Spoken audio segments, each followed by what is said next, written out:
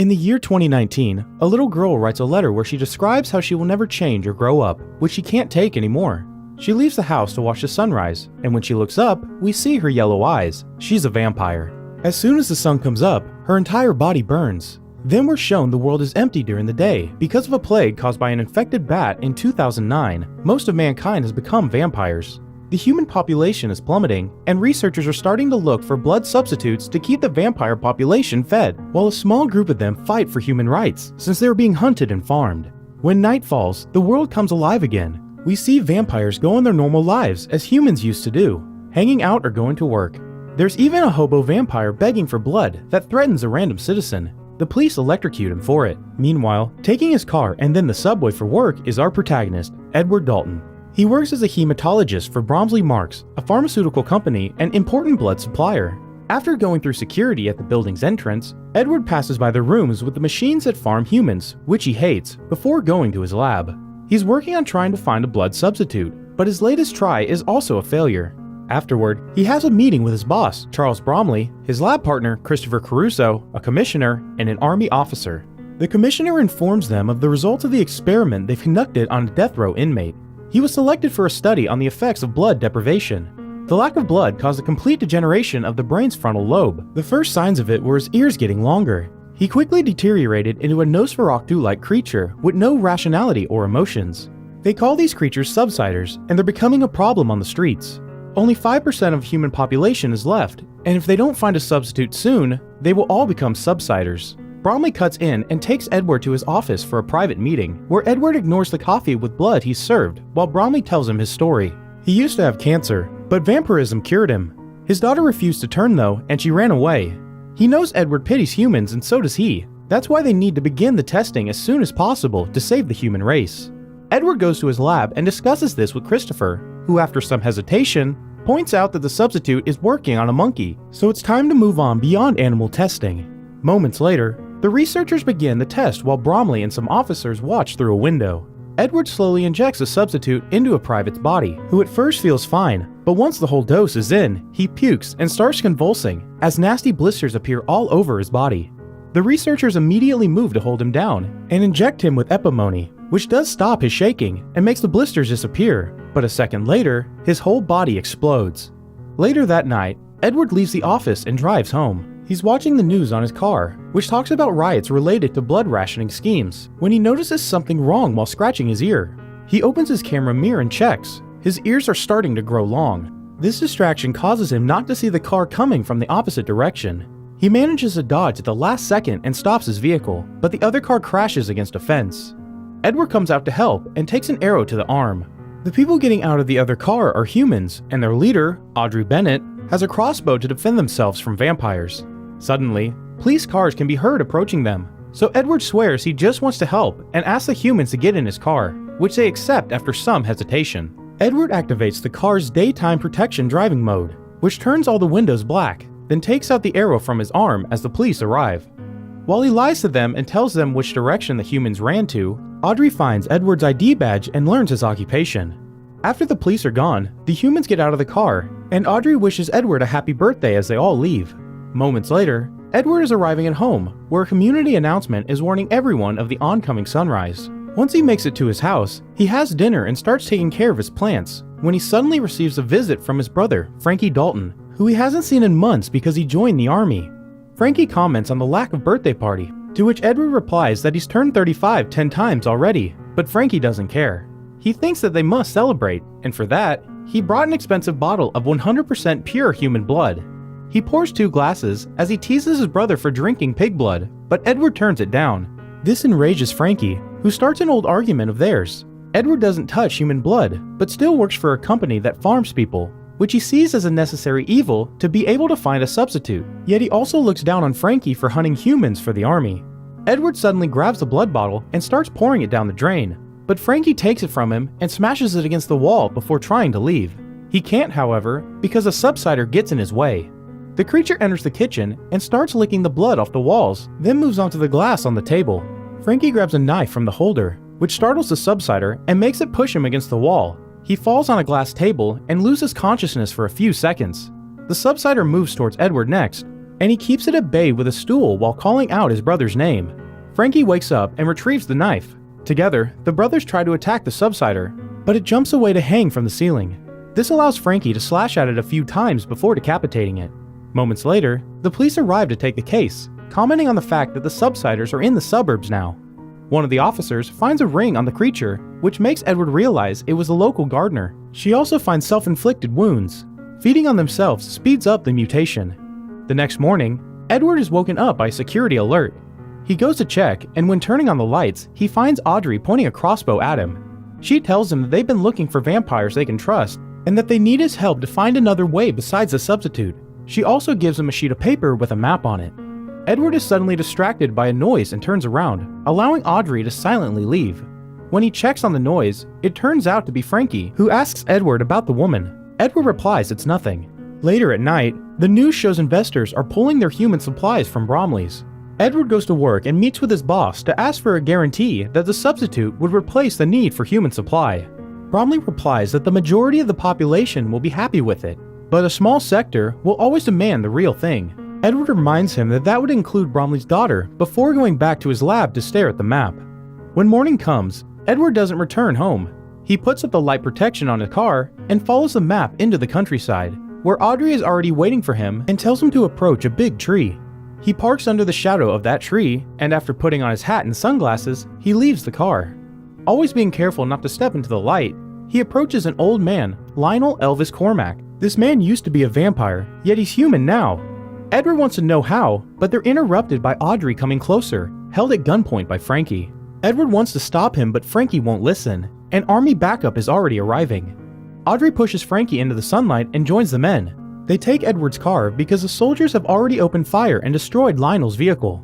They are chased and shot at as they drive away, which creates holes in the car's dark protection. At first, Audrey manages to cover them with her hands, but they become too many and the camera is shot as well, so Edward can't see ahead.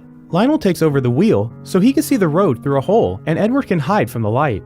When they reach a dingy bridge, Lionel drives as fast as possible to cross it safely, but the military truck is too heavy and the bridge breaks under it, causing the truck to explode.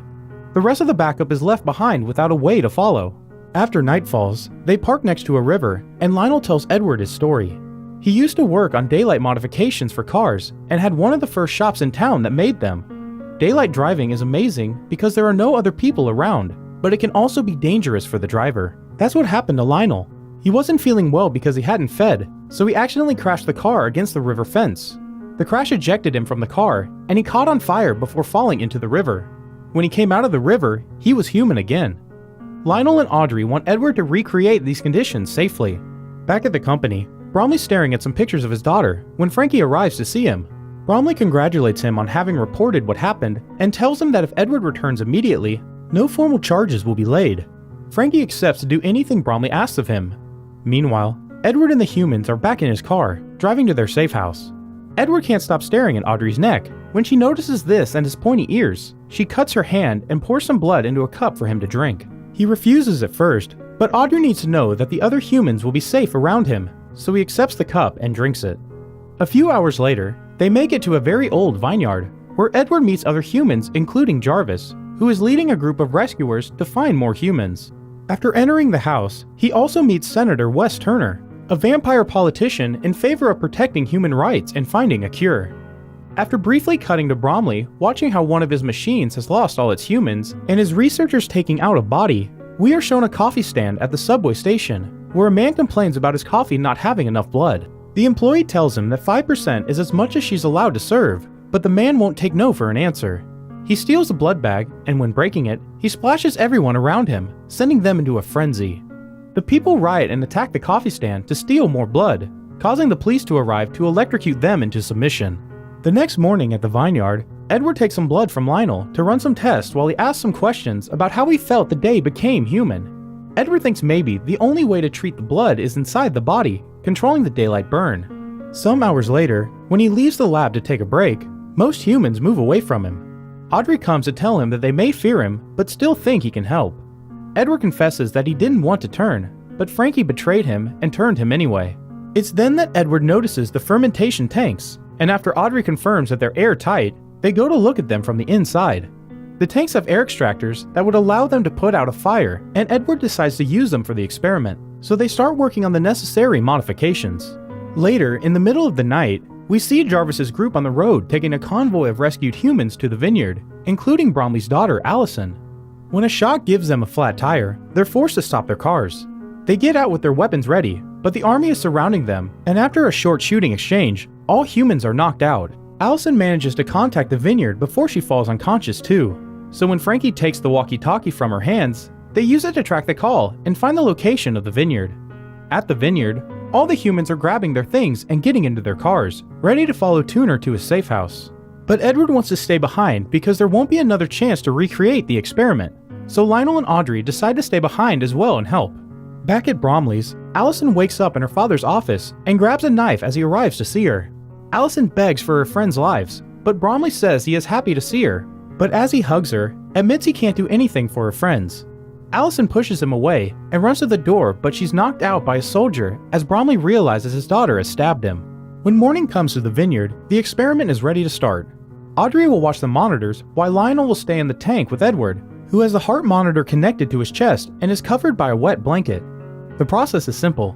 They open a hole in the tank to let the sunlight burn Edward. Then they use the air extractor to turn off the fire. The first 2 tries are a failure, but they let Edward burn long enough for the third, and this time it works. Edward manages to become human again. Their happiness is interrupted by the army arriving to raid the place, but they avoid getting caught by hiding in a wine barrel. We cut to the company again, when Frankie is visiting Bromley, who is being treated for his wound. Bromley asks Frankie to do something for him, and Frankie leaves the room to see Allison in her cell. She still doesn't want to be turned, but Frankie goes ahead and bites her anyway. Back in the vineyard, the trio leaves the hiding spot after making sure it's safe. Edward goes outside and is amazed by the sunlight touching his skin without burning, while Lionel retrieves an old car of his. Meanwhile, in the company, Bromley sees how all of his machines are empty now before checking on his daughter, who is not drinking her blood rations. Bromley enters the cell and discovers she's biting herself, which will mutate her. She attacks her dad and blames him for everything before she's taken away. After the military imposes martial law so that they can freely fight the subsiders on the streets, we cut to Edward, Audrey, and Lionel, who are arriving at Tuner's cabin, only to find all the humans dead. Audrey is starting to lose hope, but Edward says he knows someone that can help. After briefly cutting to Christopher achieving a breakout at the lab, we're shown how the military is dragging the subsiders out in the sunlight for execution. Allison is among them, and watching her die makes Frankie reconsider his position. Later at night, Christopher returns to his house, where he finds the trio waiting for him. Edward tells him that he has a cure, which is better than the substitute, and asks for his help to recreate the experiment. Their talk is interrupted by the phone ringing, so Christopher leaves the room to take the call. When he takes too long to come back, they get suspicious, so Audrey goes and finds him, while Edward and Lionel check his code. Turns out Christopher has left his cell phone open on a call all this time, and now everyone at the company knows where they are. The army suddenly arrives, and Audrey is knocked out and captured, but Lionel and Edward manage to escape using the subwalk tunnels.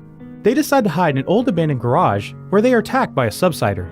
Frankie arrives then and shoots the creature before noticing his brother has become human, making him confess he only turned him because he didn't want to see him die. He admits he made a mistake and now he wants to help, but when Lionel comes closer, his thirst gets the better of him and he jumps on the human to bite him. Edward grabs him and pushes him off Lionel. He's ready to shoot his brother but stops himself when he notices something. Moments later, we see Edward willingly enter the company building, setting off the alarms with his human condition. Security catches him and takes him to Bromley's office, who currently has Audrey bleeding on a chair and is drinking her blood. Edward tells him he regrets everything and wants to be a vampire again, upsetting Audrey with his betrayal. Bromley shows him that they finally found a substitute so he doesn't need Edward anymore, and he calls him a coward. Edward says Bromley is a coward too, because he couldn't turn his own daughter. Furious, Bromley bites Edward, but Edward doesn't mind. In fact, this has been his plan all along. Bromley starts transforming into a human, and as Edward remembers how Frankie turned as well, he explains drinking treated vampire blood is the cure. Bromley presses an alarm to call for security, and we cut to see a bunch of army trucks arriving at the parking lot.